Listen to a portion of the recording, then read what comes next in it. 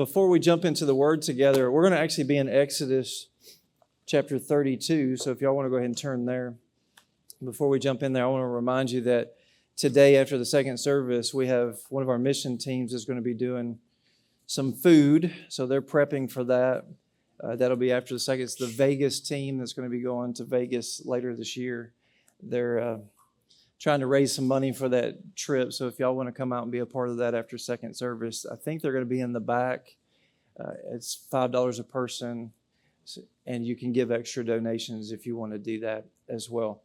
A couple of months ago, I preached a message on the season of waiting. I don't know how many of y'all remember that. But the Lord has not allowed that thought to completely disappear. There's something I'm going to share with you today that's tied to it. But I want to ask you this question. How many of you have actually taken the opportunity recently just to ask the Lord, what season am I in? Have y'all done that? Anybody? A few in the front. Anybody? Well, take a moment just for a second. Clear your mind, clear your heart, and just say, okay, Lord, the season that I'm in, what is this season? What you can base it on what's going on in your life or what have you. Just take a minute and ask the Lord, what is this season that I'm in?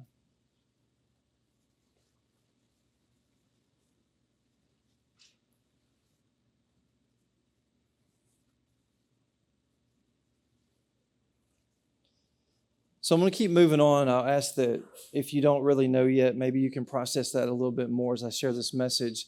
But y'all know in Ecclesiastes chapter 3, it talks about there's a time and a season for everything.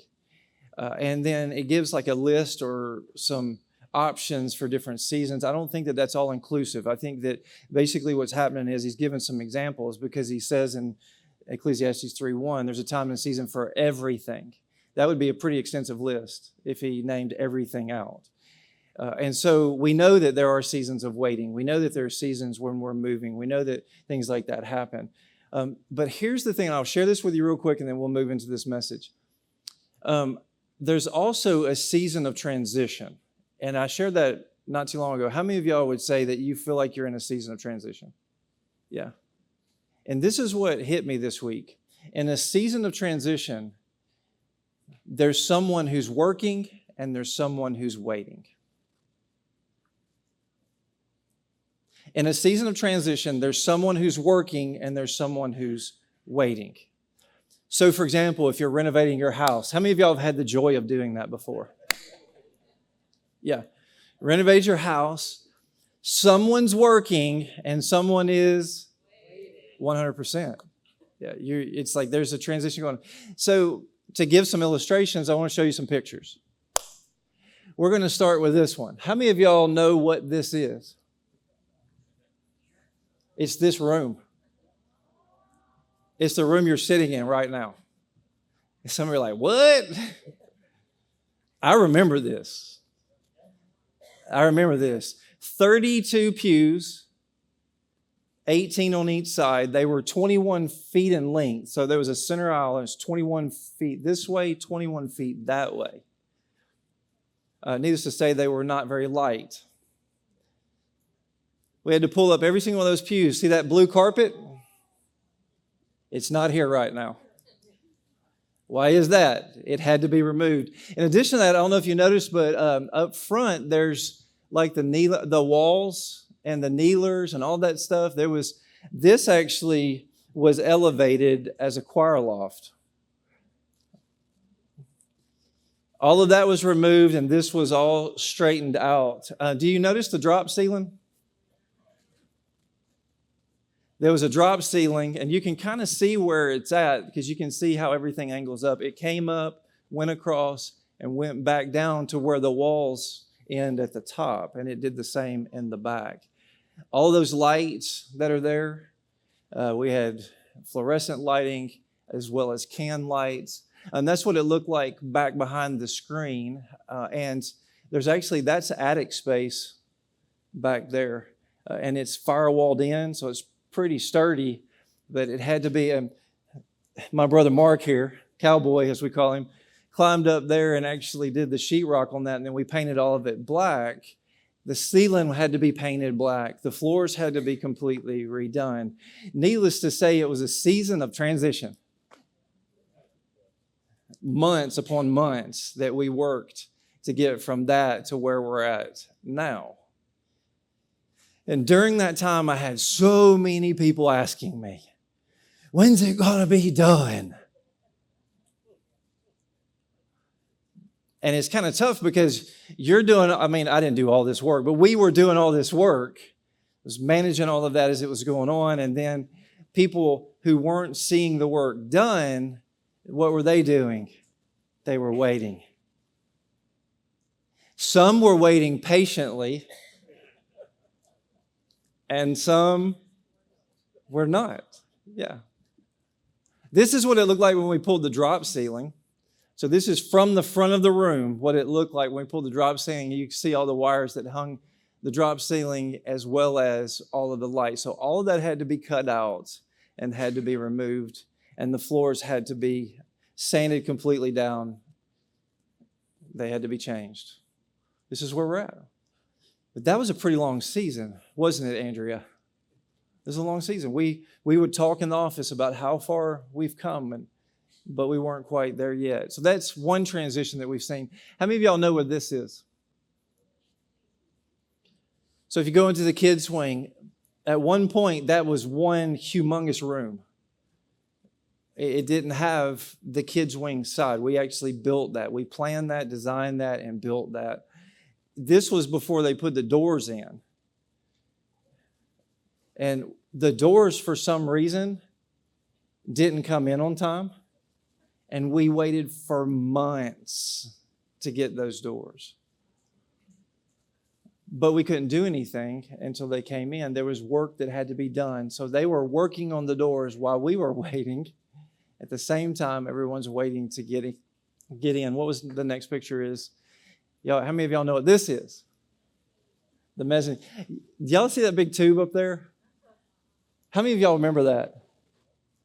That was the cannon that we used during vacation Bible school to shoot confetti out. How many of y'all remember that? We put a hole in the ceiling, in the insulation, and buried, thank you, Don Steinfeld. We went from not having enough air, and it kind of went, pff, and just ended up in the first 3 rows, and it was just like all this confetti, to us cranking up the juice on it, the air on it, to burying it in the ceiling. For months, Wes would be up here playing bass, and all of a sudden confetti would fall out. It happened for months. It just fall out of the ceiling. So it ended up being in storage up there until we added the mezzanine, and that was last year, year before, I think it was. But we added the mezzanine and added some square footage to that. And that, once again, somebody's working, somebody's waiting. If you would finish up. Are there any more pictures? I love it. Gracie from the back. No, we're done. Do me a favor real quick. Take the screen and lift it all the way up.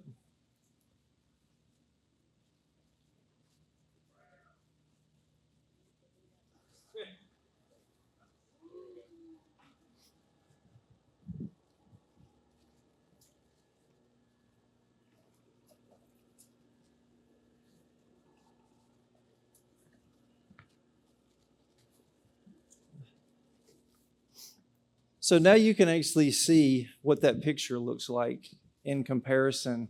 See that picture, and now you can see it in your mind and compare the two, where it was and where it is now. All of that up there was painted black. We still have a baptistry. It doesn't have clouds in the baptistry. Stop. No, the clouds have been removed. A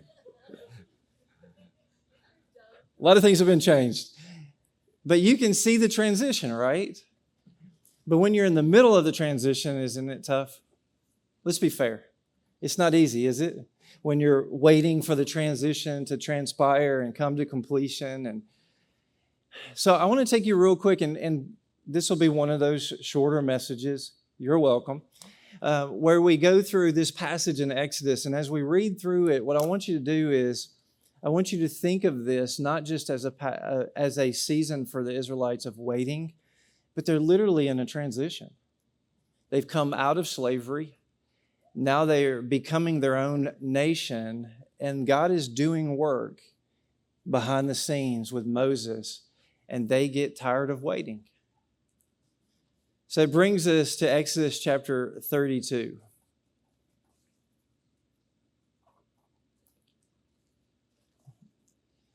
Verse 1, when the people saw, and I'm going to read all the way down to verse 24 so you have an idea of what we're going to be reading. So it says, when the people saw that Moses delayed to come down from the mountain.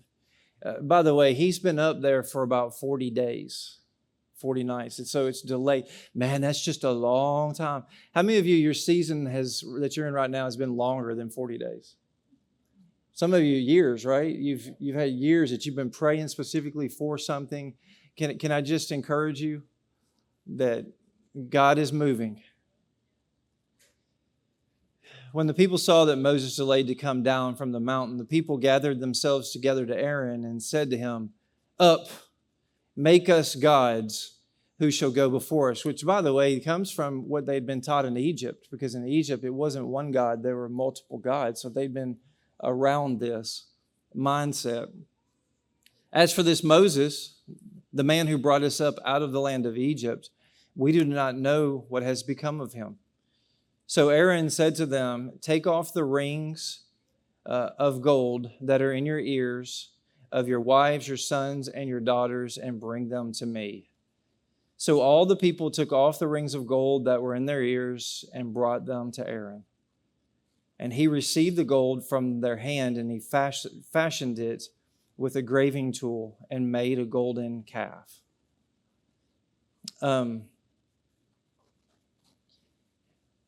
What's happening with this is you see that they actually want a God to follow. And it's mind-blowing to me that they have built this golden calf, that if they decide that they're going to move and follow this thing, it's going to take a lot of people to carry it. Y'all realize when we get ahead of God, we create a bigger burden than it would be if we just waited on God. We create a much heavier burden than if we would just wait on Him and go from there. So they fashioned this golden calf, and they said, "These are your gods, O Israel, who brought you up out of the land of Egypt." When Aaron saw this, he built an altar before it. So he didn't just create a calf. He also built an altar to worship it.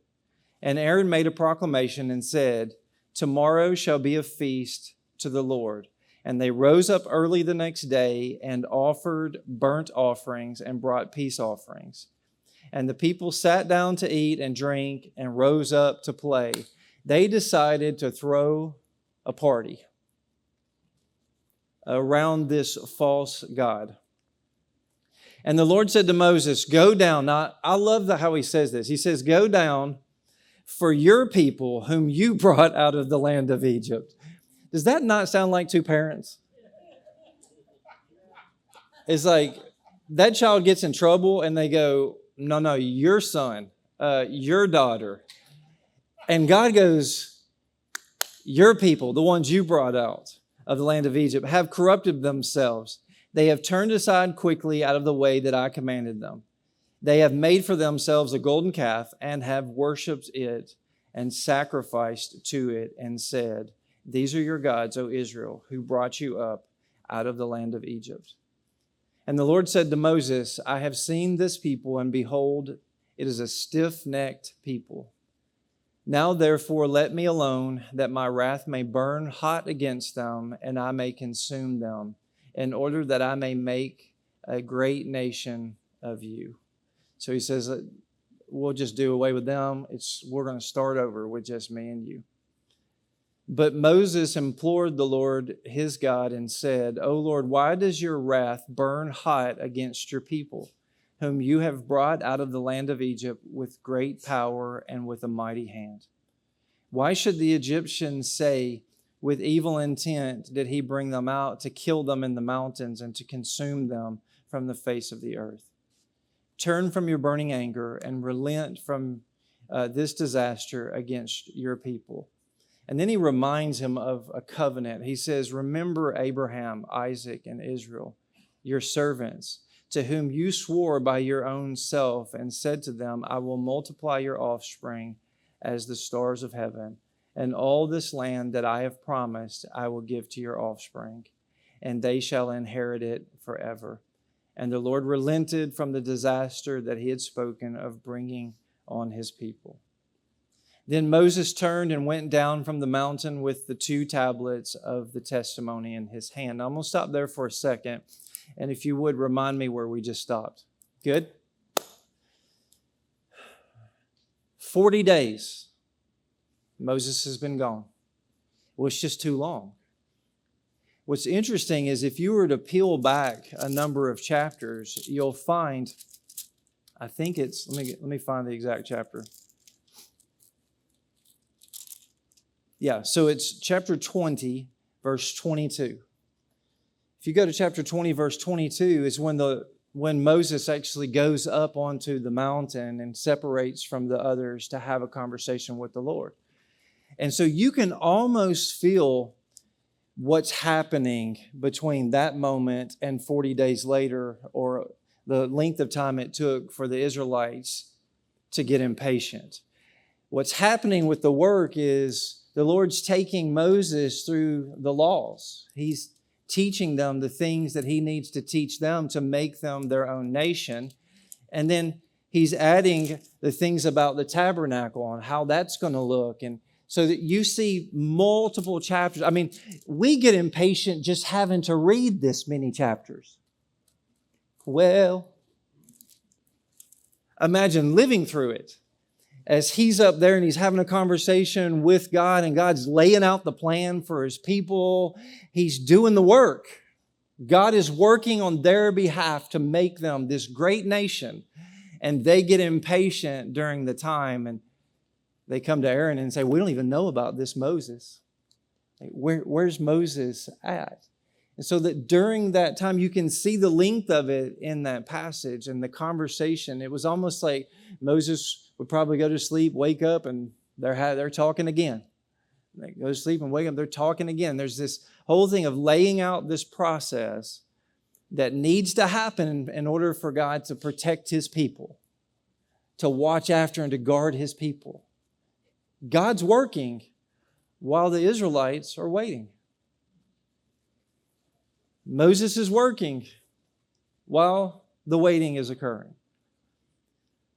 So it brings us back to verse 15. Then Moses turned and went down from the mountain with these 2 tablets of the testimony in his hand. Watch this. Tablets that were written on both sides, on the front and on the back, and they were written. The tablets were the work of God. He literally used his own hand to scribe these laws. Hello? He was literally working on their behalf while they were getting impatient. Now, I can't be mad about it because I do the exact same thing. Tablets were the work of God, and the writing was the writing of God engraved on the tablets. When Joshua heard the noise of the people as they shouted, because Joshua had come up too as one of those, he wasn't all the way, but he was. So there's this hearing. He's hearing this noise. And he said, it is not this. Sorry, there's a noise of war in the camp. He's like, hang on, it's going crazy down there. There must be a battle incurring. But he said, or Moses said to him, it is not the sound of shouting for victory or the sound of the cry of defeat, but the sound of singing that I hear. And as soon as he came near the camp and saw the calf and the dancing, Moses' anger burned hot. Does that sound familiar? Because God had burned with anger previously, right? And he threw the tablets out of his hands and he broke them at the foot of the mountain. The work was broken. He took the calf that they had made and burned it with fire and ground it to powder and scattered it on the water and made the people of Israel drink it. By the way, I won't get into the rest of it. You think drinking that's bad? It gets worse from there. I won't get into all of that today. Verse 21 says, and Moses said to Aaron, what did this people do to you that you have brought such a sin upon them? And Aaron said, let not the anger of the Lord burn hot. You know the people, that they are set on evil. For they said to me, make us gods who shall go before us. As for this Moses, the man who brought us up out of the land of Egypt, we do not know what has become of him. So I said to them, let any who have gold take it off. Watch this. So they gave it to me, and I threw it into the fire, and out popped a calf.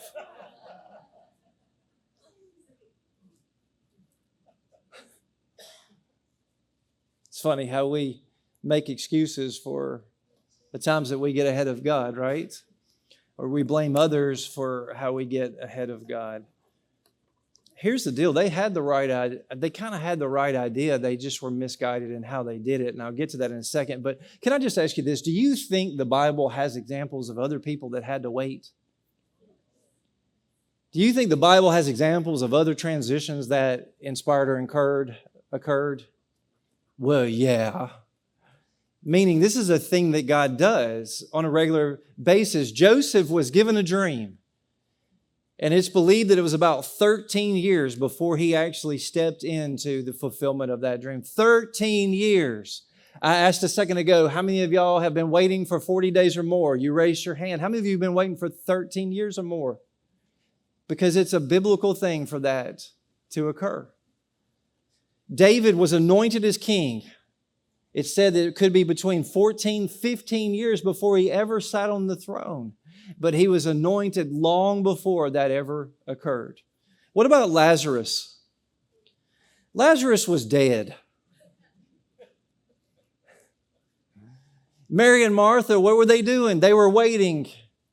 But I still think that God was working. In that period, He was working. He had a plan, and His timing was going to be perfect. And 4 days later, you'll hear the voice of Jesus say, Lazarus, come forth. And what happened? He rose from the dead. What about Abraham and Sarah? He's like, you're going to have a child. Well, that's hilarious. I'm 75. She's not a spring chicken. Are we going to have children? 25 years later, before that child came. Moses, 40 days. But he also had a time where it was 40 years before he moved from being the prince of Egypt to being the one who came in to say, let his people go. What about Noah? Somebody was definitely working. It was Noah on that.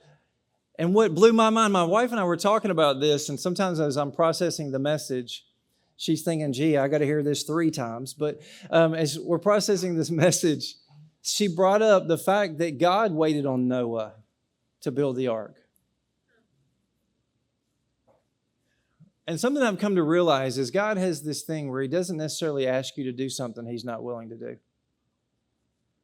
He sets a plan in place, and He has this thing where He's like, all right. And He asked us to make sacrifices, but He made one of the greatest sacrifices. He made the greatest sacrifice you can make when He gave His only Son so that we could be forgiven of our sins, right? There's another 400-year stint between the Old Testament and the New Testament. Seasons of waiting. I just want to say, earlier I asked if you would process for a moment and just ask the question, what season am I in? And some of you might have said, I'm in a season of waiting. I just want to present this message to you today because you might actually be in a season of transition. And yes, there's waiting and transition, but here's the cool thing. Somebody's working while somebody's waiting. He is working while we're waiting. I'm going to wrap it up with this. This is so simple. Y'all aren't going to be dazzled. You're not going to be like, wow, that was the greatest ever, Pastor Eric. I can't believe he preached that today. Boom. It's not going to be one of those moments. But what I'm about to say to you, I believe to be true. There is something you can do during a season of waiting. There is something. They actually were moving in the right direction, but they went misdirected. They knew that while they were waiting, they should be worshiping. But they worshiped a false god instead of worshiping the true God. So can I tell you what to do in the season of waiting? Worship in the waiting. Worship in the waiting. Well, does that mean that I just got to sit still and I got to be stagnant? No, because our worship can even be in our work. Do everything that you do as though you do it unto the Lord. What is that? That is worship. Church, we live in a very selfish culture. And if you're mad about that, then maybe just process it for a minute. We live in a very self-centered, selfish culture. And the Lord's wanting to break that in us for us to realize that we need to turn our eyes out and turn them on Him. And in the waiting, don't make it about me. Make it about Him. What is it that you're doing right now? What if somebody would have just said, we don't know where Moses is, but I am not bowing to that. This is what blows my mind. There was fire on the mountain. Maybe you're not hearing me. The mountain was engulfed with the flame of God's presence. Why did someone not go, that's enough to worship? I don't know why. I don't understand, but I can tell you this. I can't judge them because I do the exact same thing. God is moving in a mighty way all around me, and I'm building my own altars and idols and getting ahead of Him, birthing Ishmaels and making golden calves. And He's like, stop it. If you're waiting, I'm working. Trust me in the process. Would you stand with me?